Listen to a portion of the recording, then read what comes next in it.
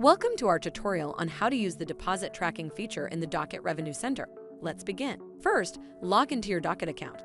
Go to the main menu and click on Revenue Reconciliation. Then select Revenue Center to proceed.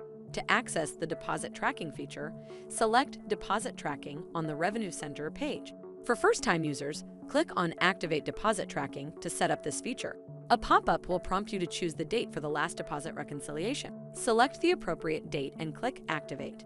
After selecting the date, you will be directed to the deposit tracking view. Here, you can quickly review your daily revenue from each payment processor by choosing the date or month. To ensure that your daily revenue matches your daily income deposits, click the Reconcile button at the top of the page.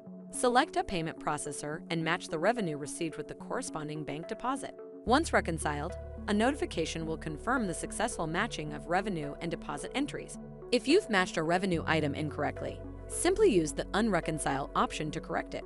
Utilizing Docyt's deposit tracking offers a comprehensive view of your earnings, enhances revenue understanding, and guarantees precise financial management. Thank you for watching. Stay tuned for more tutorials to help you manage your business finances effectively with Docyt.